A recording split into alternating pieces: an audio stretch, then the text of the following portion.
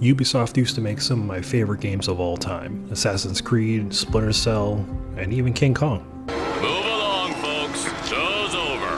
The airplane's got him. It wasn't the airplanes. It was beauty killed the beast. You and I both know this game was way better than what it deserved, but for years we were seeing some of the same games that they've come out with year after year after year. Open world, open world, open world, open world, stealth mechanic, stealth mechanic, stealth mechanic, stealth mechanic. Did I ever tell you the definition of insanity?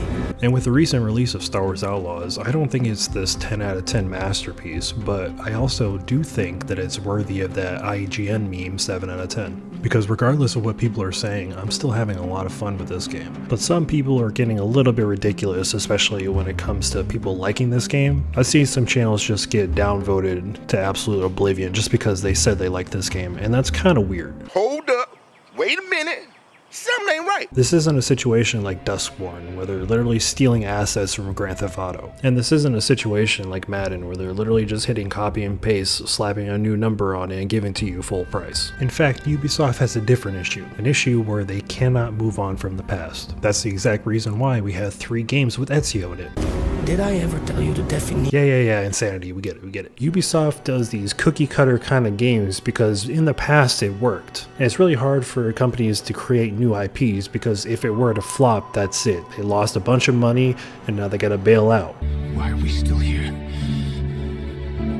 Just to suffer? And when you have something like a Star Wars IP, you don't want to upset the fan base and you don't want to upset Disney as well, so you might as well just make what worked in the first place. So there's nothing new or innovative in Ubisoft's games anymore because it all just ends up feeling the same because they just want to feel safe. And it's obviously backfiring on them because the amount of negative receptions that they're having for their games is getting kind of insane. And there's a whole bunch of negative reception because all these people used to be fans. They're just sick and tired of it just like everybody else. They want to see their favorite company rise to the top again. And I'm going to be honest, it's not 100% just the developers themselves. I think they're doing what they can with what they have. The problem is the people at the top and the stupid shit that they say on the regular.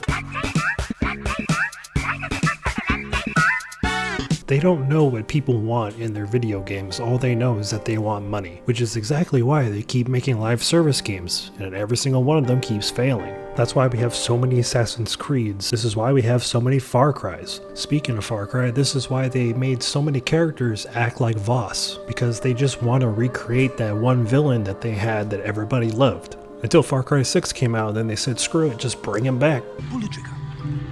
Come on, motherfucker. Pull the trigger!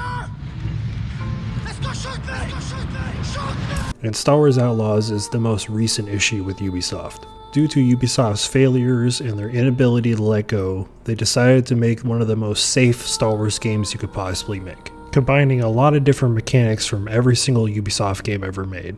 And even though I do think Star Wars Outlaws is a fun game, I can still recognize its flaws. Avatar: Frontiers of Pandora, one of the most beautiful games that have come out from Ubisoft, is one of the most bland games that could come out of Ubisoft. Skull and Bones should have been a hit back in 2016, but unfortunately, due to their incompetence and overall lack of management, this game ended up failing tremendously. But it doesn't have to be this way. Like me and everybody that had played this game, Prince of Persia: The Lost Crown was a surprising hit from Ubisoft, but sadly this game isn't enough to change people's minds. They have to continue making games like this, but unfortunately Ubisoft is incapable of doing that, as it may be too late for Ubisoft. I think you and I both know that Ubisoft currently is a shell of its former self, incapable of moving on from the past, forever stuck in an endless cycle of their own making.